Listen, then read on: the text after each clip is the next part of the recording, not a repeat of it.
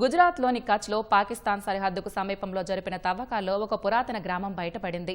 శతాబ్దాల నాటి ఈ నివాస ప్రాంతపు ఆనవాళ్లను చూసి పురావస్తు శాస్త్రవేత్తలు, పరిశోధకుల్లో తీవ్ర ఆసక్తి నెలకొంది. కచ్ యూనివర్సిటీ, ఆక్స్ఫర్డ్ యూనివర్సిటీల సంయుక్త పరిశోధనలో అబ్బురుపరిచే విషయాలు వెలుగులోకి వచ్చాయి. పాకిస్తాన్ సరిహద్దుకు సమీపంలో ఒక బంజరు భూమిని ఇప్పటివరకు అందరూ ఒక సాధారణ గ్రామంగానే భావించారు.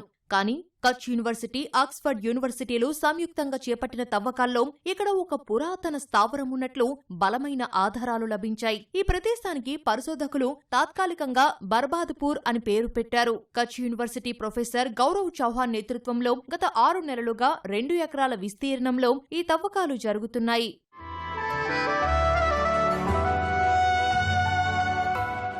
తవ్వకాల్లో ఇప్పటివరకు 100కు పైగా మానవ అస్థిపంజరాలు బయటపడ్డాయి. ఆశ్చర్యకరంగా వీటన్నింటినీ ఒకే దిశలో ఖననం చేయడం విశేషం. ఇది ఆనాటి దహన సంస్కారాల పద్ధతిని సూచిస్తోంది. అస్థిపంజరాలతో పాటు టెర్రకోట బొమ్మలు, రోజువారీ ఉపయోగించే మట్టి పాత్రలు, నూనె దీపాలు, రాగి నాణేలు, ఒంటె బొమ్మలు లభ్యమయ్యాయి. రాగి నాణేలు, బొమ్మలను బట్టి ఈ ప్రాంతం ఒకప్పుడు ప్రధాన వ్యాపార, వాణిజ్య కేంద్రంగా ఉండి ఉంటుందని పరిశోధకులు భావిస్తున్నారు.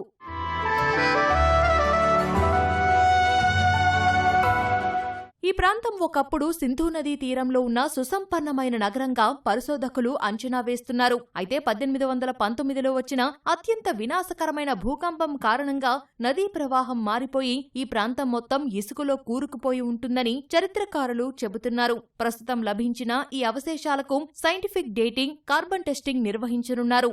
భారత పురావస్తు శాఖ అధికారిక అనుమతి లభించిన తర్వాత ఇక్కడ మరింత విస్తృతంగా తవ్వకాలు జరపనున్నారు. ఒకవేళ ఈ ఆనవాళ్లకు సింధులోయ నాగరికతతో సంబంధమున్నట్లు రుజువైతే కచ్ ప్రాంతం చరిత్ర 5000 ఏళ్ల కంటే ప్రాచీనమైనదిగా నిరూపితమవుతుంది. అంతేకాకుండా భారతదేశ పురాతన వాణిజ్య మార్గాలు, భౌగోళిక పరిస్థితులను అర్థం చేసుకోవడంలో ఈ ఆవిష్కరణ ఎంతో దోహదపడనుంది.